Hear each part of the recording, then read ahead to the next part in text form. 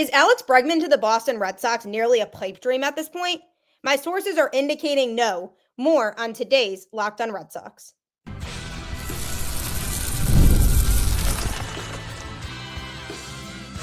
You are Locked on Red Sox, your daily Boston Red Sox podcast. Part of the Locked on Podcast Network, your team every day. Hello and welcome to Locked on Red Sox, your daily Boston Red Sox podcast, part of the Locked on Podcast Network, your team every day. I'm your host, Gabby Hurlbut, former ESPN social media associate and current host of the Boston Balling podcast as well. And you may better know me as Gabby Hurlbut. And I'm here to bring you the latest in all things Boston Red Sox, Monday through Friday straight, to your favorite podcast feed, and it's all completely free. So you have nothing to lose but to continue to check it out because Locked On is your team every single day. Today's episode is brought to you by Game Time. Download the Game Time app, create an account, and use code LOCKEDONMLB for $20 off your first purchase. Happy Wednesday. Welcome to the show. We are mid-January on the dot. Today is January 15th, which means it is the exact middle of the month. What does that mean? It's almost February, which means spring training time and baseball being closer and closer to being back on our TVs every single day, which is so exciting. And what could make that more exciting for the Red Sox if they bring in a guy named Alex Bregman? And I'm going to be talking a little bit about him on today's show because I did receive a little bit of an update on Alex Bregman. So I'm going to be talking about that, as well as doing a little bit of What If Wednesday, basically a segment where I talk about what if certain things happen, what would the effect be for the Boston Red Sox? And I'm going to be focusing on what if Trevor Story is not able to stay healthy in 2025? What impact would that have on this Boston Red Sox team? Then I'm going to be talking about two very special prospects in the Red Sox system, because who doesn't love hearing about the future of the team? A very exciting one, I must add. So while we think about the future, we obviously have to also think about the present and what the Red Sox are going to bring to the table in 2025. And with the pieces that they have right now, they have the talent to be able to be a playoff team in 2025, especially because they added multiple pieces to the roster. Now, you can look at the roster and say it's improved from 2024, but are there still holes? Absolutely. And there are a couple of key areas of need for the Red Sox still. One of those is in the infield and bringing in a guy who can be a right-handed power bat for this team.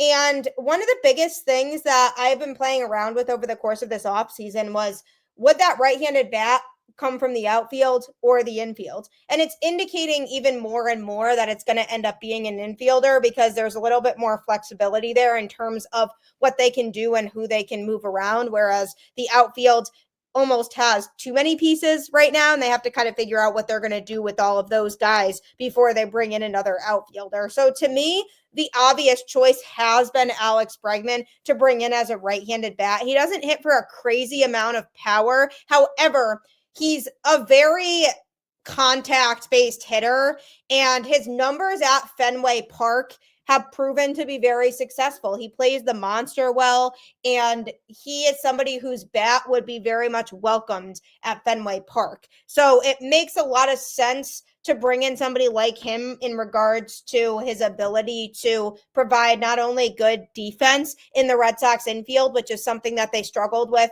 the past few seasons, but also would help to stabilize the lineup a little bit in terms of bringing in somebody who's a right-handed hitter that could also hopefully be productive. Now, you might be sitting here saying, if Trevor Story is healthy, he could be that right-handed bat. Sure, but what have we seen from Story to know and feel confident that he can be that guy? Because as far as I'm concerned, we have not seen enough from him yet in his time in a Red Sox uniform. Not that it's his fault, because obviously he has been injured and not able to really play full seasons in his time in a Boston Red Sox uniform. But that is the whole point, is that he has not been able to play as much as people would have wanted him to play. So we can't really bank on him being that guy who's going to be consistent and be able to give the Red Sox what they need from an offensive standpoint. So bringing in Alex Bregman would allow them to have somebody else who can complement Devers in the lineup and be able to be somebody who can a little bit more consistency provide them. So when it comes to Alex Bregman right now, his market has been incredibly slow. There are teams that have been believed to be interested in him, teams who I'm sure have made an offer, the Red Sox not being one of those teams. But it's obvious to me that Bregman is waiting for something. And to me, that something is the Red Sox. He could have easily taken another deal by now with another team, but to me, it feels like he wants to play in Boston and he's waiting for the Red Sox to align with what him and his agent are looking for. But if I'm the Red Sox, I don't want to commit to 6 or 7 years. And I honestly don't blame them for that. I think that's a little bit too long, especially with the future that they have coming up in the infield. So I'm hesitant to give out that kind of deal if I'm the Red Sox front office. However, the Red Sox have come out and said that they are willing to go up to 5 years with Bregman. And according to some sources and just the word around the industry, the Red Sox are willing to take their chances at this point that Bregman isn't going to sign somewhere else. And then they are going to work with him and leverage that situation and take it to their advantage to try to make it a deal that works better for them and is a little bit more team friendly. Because what's going to happen is the longer Bregman waits, the more he's going to want to say, okay, I'll work with the Red Sox and take the deal that they want to give me because I want to play here and time's ticking and I need to sign somewhere before everybody starts heading to spring training so that I can get a full spring training. Because it's always tough if a player doesn't get a full spring training. They could come in looking a little bit messy and just have to get back on track. Similar thing happened to Trevor Story when the Red Sox signed him because they signed him so late in the offseason that he didn't get a full spring training that first year with the team. So you could kind of tell because he was super rusty when he started playing in live games with the Red Sox. So we don't want that to happen for Bregman. So if the Red Sox are deciding they're going to leverage the situation and take their chances on him not taking another team's offer because they're willing to assume that he's not going to go elsewhere because he wants Boston, then they can 100% try to negotiate that deal to make it more of what they want so that they're not forced to commit to more years of him if they don't feel like that's necessary, while also being able to bring him in to their offense because working him in could be a game changer for a team that still is missing that right-handed bat. So I don't hate that strategy, to be honest with you. I think the waiting game can be beneficial sometimes for teams, whereas if you jump on a player, you could end up with a contract that you regret down the road or don't really want in the last few years of it. But if it's a player who's a really highly regarded player that a lot of teams want on their squad, then it's natural that you're going to have to jump in there quickly if you want to get a player like that. But the fact that Bregman still hasn't signed anywhere and it's been a while now of negotiations and him talking to teams, that really indicates to me that this Red Sox strategy could pay off because players know that they can't waste a crazy amount of time. Eventually, they need to sign somewhere because they need to get the reps in before the season starts. He knows that. He's aware of that. So eventually, he's going to start to get impatient and he's going to be more willing to be flexible. And if the Red Sox do wait until that point where he's willing to be flexible, they could end up getting more of what they want. Because I do believe that if Bregman and his camp say they're willing to do 5 years, the Red Sox in a heartbeat would say, okay, sounds good. Let's sign him for 5 years. No doubt I believe that. I just feel like they're hesitant to go more than that because they see him as a guy who can help them to win for the next few years, but they know they have top tier talent in the farm system coming up like Kristian, Campbell, and Marcelo Meyer, guys who are clearly the future of the franchise. So we'll see if the waiting game pays off here for the Red Sox because we don't know for sure where his head is at. But if the Red Sox end up coming out of this, securing Alex Bregman on a 5-year deal, then we know that their strategy of waiting worked out, and that's what they were trying to do all along. So we'll have to see how those conversations progress with Alex Bregman and whether the Red Sox have a likely chance to land him on their team for 2025. But coming up, What If Wednesday? What if Trevor Story can't stay healthy in 2025? Because we've talked a lot about him having a healthy season and hopefully being able to contribute, but what happens if he runs into another injury? That's coming up next. I love going to live events, whether it's sports, music, theater, or comedy. One of my favorite memories was attending a concert last year. The energy and excitement were unforgettable. Now, Game Time has made it even easier to get tickets for your favorite events with their new feature, Game Time Picks. This feature filters out the fluff to show you only incredible deals on great seats, so you don't have to waste time searching through thousands of tickets. Recently, I was looking for tickets to an upcoming UConn basketball game using the Game Time app. With Game Time Picks, I found amazing deals and could even see the view from my seat before buying. The super deal was particularly impressive, offering great seats at unbeatable prices. Plus, the app's all-in pricing shows the total cost up front with no surprise fees at checkout. Take the guesswork out of buying tickets with Game Time. Download the Game Time app, create an account, and use code LOCKEDONMLB for $20 off your first purchase. Terms apply. Again, create an account and redeem code LOCKEDONMLB for $20 off. Download Game Time today. What time is it? Game Time. I cannot say enough about how much Game Time has absolutely changed my life because it saves so much money on tickets because it's so much cheaper than other ticketing vendors. So you will not regret using it for your next ticketing purchase, especially if you have a big family or a group of people that want to go. You can get so many discounts on things. It's actually crazy. So download the Game Time app today if you don't have it already. It's time for What If Wednesday here on Locked On Red Sox. What If Wednesday is a segment that I'm going to start to be incorporating a little bit more. And it basically goes through different scenarios and the impact that that could have on the team. And typically the center of the topic is something that would be really impactful to this team, whether that's positive or negative. And What If Wednesday today is what if Trevor Story cannot stay healthy?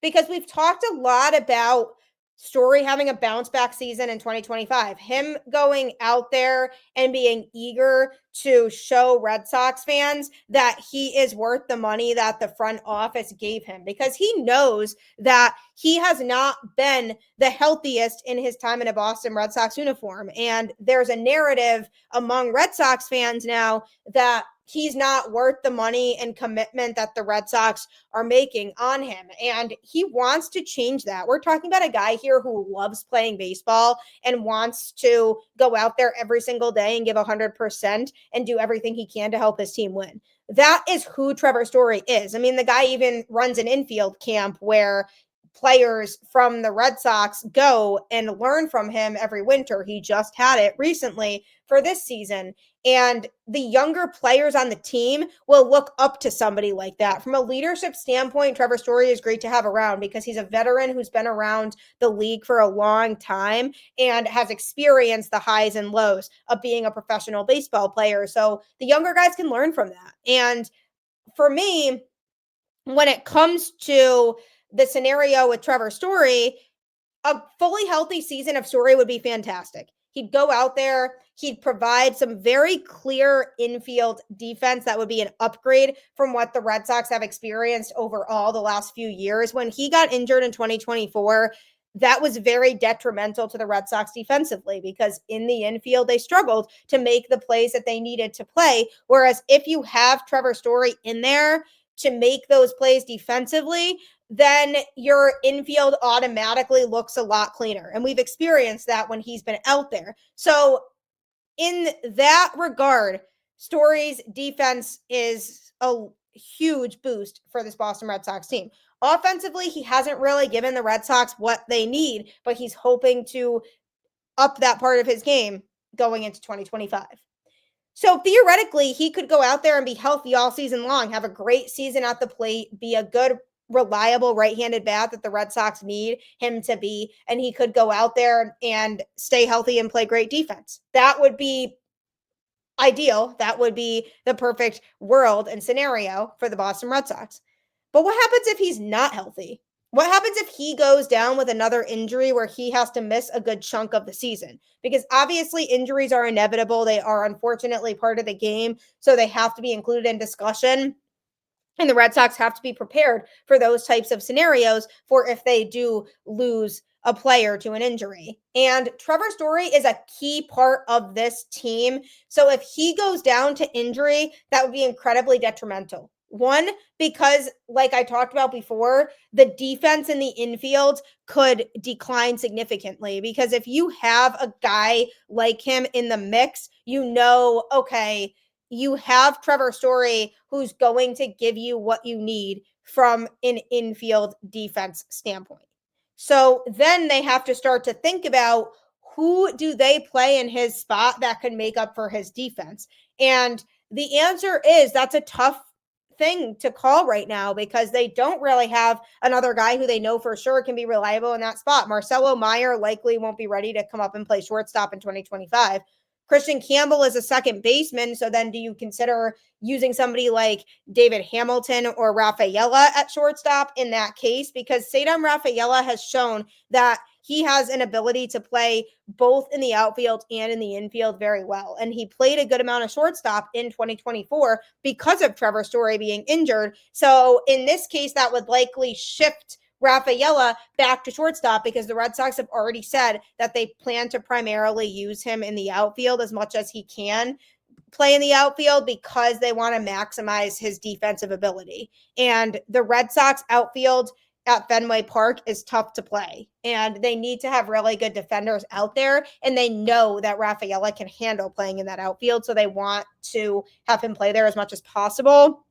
But if Story goes down, they might not have another choice but to move him back to shortstop, in which case then, as of right now, where things stand, the Red Sox are looking at an infield of Rafael Devers at third base, Cedar Rafaela at shortstop if Story were to get injured, either Kristian Campbell or Vaughn Grissom at second base, and Tristan Casas at first base. That would be the infield makeup right now if Trevor Story were to get injured. Now, in the outfield, then, that would mean the outfield would consist of likely Jarren Duran, Wilyer Abreu, and Roman Anthony if he's ready to come up. And the problem with all of this now is because then you start to get into the question marks of, are these guys ready to come up to the majors? Are Kristian Campbell and Roman Anthony ready to be players who can get called up and contribute at the major league level? That is really what we're asking ourselves now. And that's a question that the Red Sox are going to be forced to ask themselves if Trevor Story does get injured is, can we rely on a guy like Roman Anthony to come up now, or is it a little too premature? Because obviously, yes, he's been floating through the minor league system very quickly, and I'm going to be talking about that a little bit later. But when you think about the outfield right now, I mean, there has been discussion about trading Wilyer Abreu, and I have even said that this would be the time to do it, and this is what would make sense is because they have that overflow in the outfield of players that they can use. Then if they move Wilyer Abreu now and his value is high, they could get a good return for him. So say they do trade him and then Trevor Story gets injured and they have to move Rafaela into the infield, then they're looking at a scenario where they have Jarren Duran out there. They have Rob Refsnyder still who can play out there, and they like to play him a lot against lefties anyway. And then they have Roman Anthony, who they have to hope is ready to go in the outfield, or they try to pick somebody up and sign a guy kind of like last year when Casas got hurt and they brought in Dom Smith to take over that first base responsibility until he came back. So then you're looking at going and seeing who might be available if Roman Anthony isn't ready.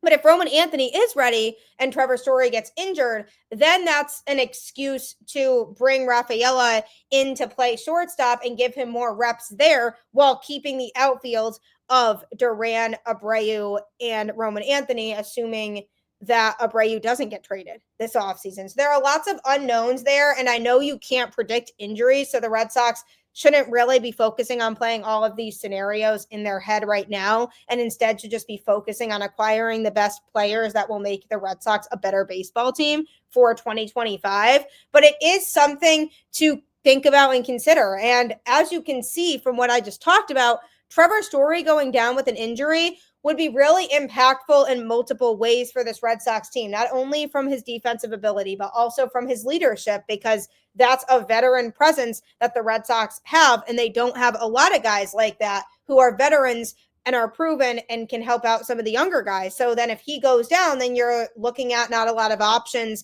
in that regard either. So then it becomes a matter of, do they have to call up some of the younger guys that may not necessarily be as ready as others? Or do they end up in a scenario where they then say, okay, we should just bring in another veteran because we don't think these guys are ready to play in the majors yet? So ideally, Trevor Story would have a fully healthy season. So that way then he sticks as the everyday shortstop, and second base is likely in spring training going to be a battle between Kristian, Campbell, and Vaughn Grissom. And then whichever one performs better in spring training would likely get the opening day nod at second base. But then you have a little bit more consistency. You can keep Rafaela in the outfield to go with Duran and either Abreu or Roman Anthony, depending on what happens the rest of this offseason and during spring training. And then you're looking at a much more concise and put together infield defense. So Trevor Story going down with an injury would be one of the worst things that could happen to this Red Sox team, because there would just be a lot of moving parts. But at the same time, you could start to see some younger players blossom in that case. But if Story gets injured, I would not give the Red Sox as many wins as I think they can have if they are healthy, because I could see the infield defense costing them some games if they don't have Story's presence there. So that is a very crucial thing for the Red Sox, is him being able to stay healthy and stay on the field, because if he can stay on the field, then the defensive ability will come more naturally to the Red Sox, and they'll be able to make an impact and make some good plays in the infield instead of giving up runs because they bobble the ball and don't make plays they should be making. So hopefully he can stay healthy in 2025 and we don't have to worry about the other moving parts and scenarios and unknowns that would come with that. But coming up, the Red Sox do have a really bright future ahead with some key prospects who are expected to make big contributions sooner rather than later. And I'm going to be discussing that next. Don't forget to subscribe to Locked On Red Sox wherever you listen to podcasts, as I am here Monday through Friday talking about all things related to the team. And if you want to hear me talk about other Boston teams, I do have another podcast called Boston Balling, where I bring in guests to talk about the Patriots, Bruins, Celtics, you name it. Sometimes I bring in college athletes to talk about them playing on their respective teams. So it's always a good time. Usually I record the show once a week. I'm trying to get back into that mode now, but subscribe to that show on any podcast platform as well. And if you are interested in hearing more about the Patriots and what they're going to do this offseason after hiring Mike Vrabel to be the head coach, you can subscribe to Locked On Patriots and listen to that show as well to stay up to date with all things going on with the New England Patriots now that we are in the middle of playoff football. So there you have it, folks. Lots of good shows to listen to coming up here.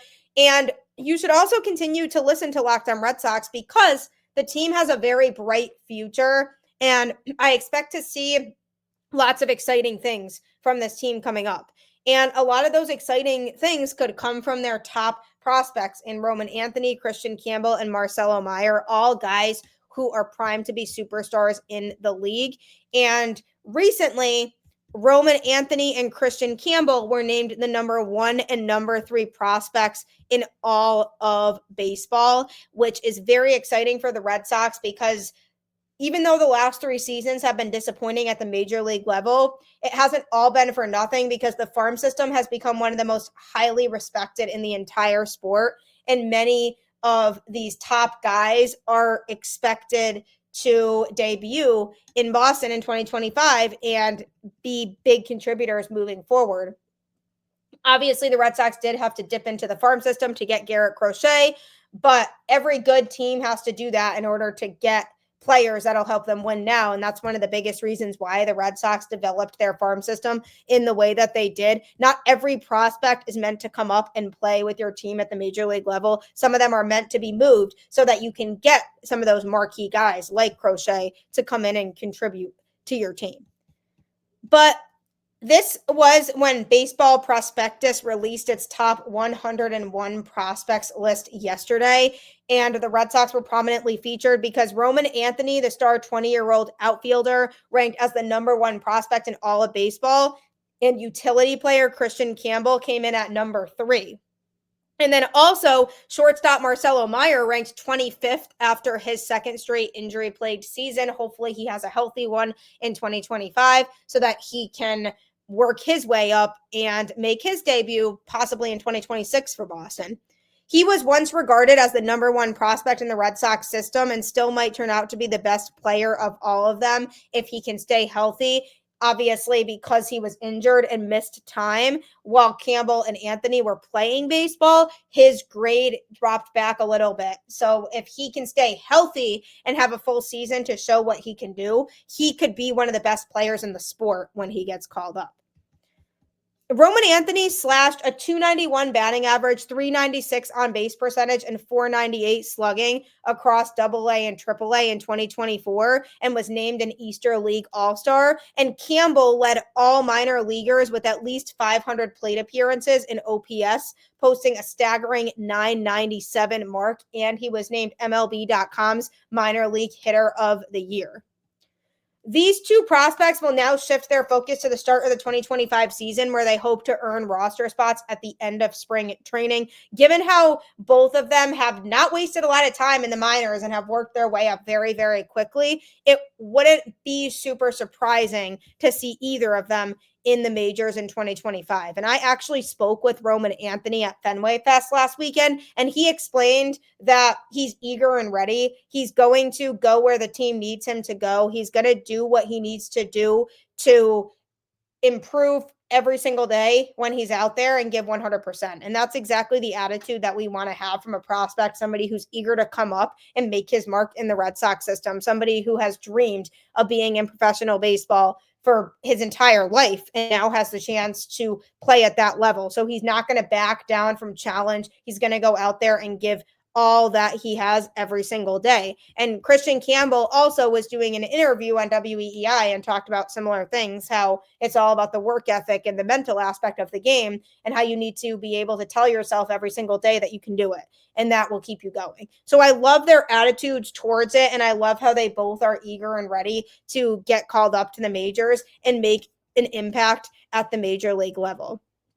But with the team and where they're at right now, we don't know if either of them is going to make their debut to start the season, because in the outfield, you already have guys like Rafaela, Abreu, and Duran kind of occupying those spots primarily. And then Kristian Campbell has Vaughn Grissom to compete with for the starting second base position. And you have to wonder if they like what they see from Kristian Campbell during spring training and he earns a spot on opening day at second base.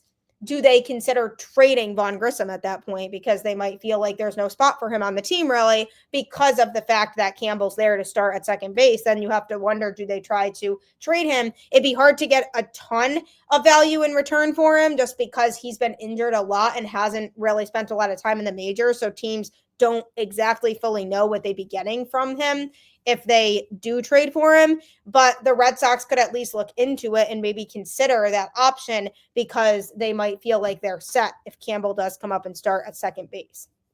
So it'll be interesting to see what happens with these prospects, because they both are very special. Roman Anthony is definitely really ready to go in terms of the hype that he's been given. He's certainly lived up to the hype, and MLB Pipeline actually said that he was ranked as the number 56 overall draft prospect ahead of the draft, and many scouts called him a steal with the 79th pick. So he has definitely been somebody who has been highly regarded, and I expect to only continue to live up to that hype. His 12.7% walk rate ranked among the best in the Eastern League as he demonstrated an advanced approach for a 20-year-old, and his eye for the strike zone is also really elite. In addition to his 18% chase rate at AA this past season, he also whiffed just 25.4% of the time, and his out-of-zone swing rate of just 24.6% was also elite. So he draws walks and he doesn't strike out a lot. That is a key tool for being a successful hitter at the major league level.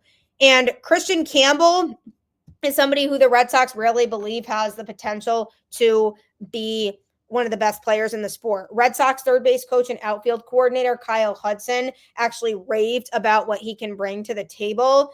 He wants to see Campbell play into the athletic versatility that Boston invested in. He said that he talked to Kristian at Fenway Fest, and the less reps he's had in the outfield compared to the infield was something that they talked a lot about. And he told him that it's an advantage to go from the infield to the outfield. When you see Rafaela's an infielder that moved to the outfield but still has his infielder actions, cut the ball off backhand, get the ball in the air quickly. And he said, I actually just had that conversation with Kristian. Don't try to become an outfielder. You obviously have to have an understanding of the situations and stuff like that, but don't get away from the infielder instincts, because some of the better guys I've ever had kept their infielder actions. It kept their arms better and being able to cut down distance. So he's basically saying that Campbell has the potential to play both in the infield and in the outfield very well, as long as he maintains those infield skills and doesn't lose that, which is great advice to give a prospect who's looking to break into the scene at the major league level. Campbell definitely did everything he needed to enter 2025 with a realistic shot to win an opening day roster spot in spring training for the Red Sox and hit the ground running when the season starts. But it'll come down to who looks better in spring training, him or Vaughn Grissom. So it'll be interesting to see how that all plays out. But exciting future for the Red Sox for sure. Hopefully an exciting present if they can go and get a couple more pieces to add to this roster and enhance what they have going on right now and make them a no doubt competitor for 2025. So we'll have to see. Hopefully that all works out. But I do appreciate you tuning in to Locked On Red Sox and making it your first listen today. Make sure you next tune in to Locked On MLB with host Paul Sullivan, aka Sully, who will keep you up to date with all things going on across the league. So if you want to know what's up with other teams, make sure you check out his show on YouTube or wherever you get your podcasts right after this. As always, keep the faith, go Red Sox, and I will catch you on the flip side.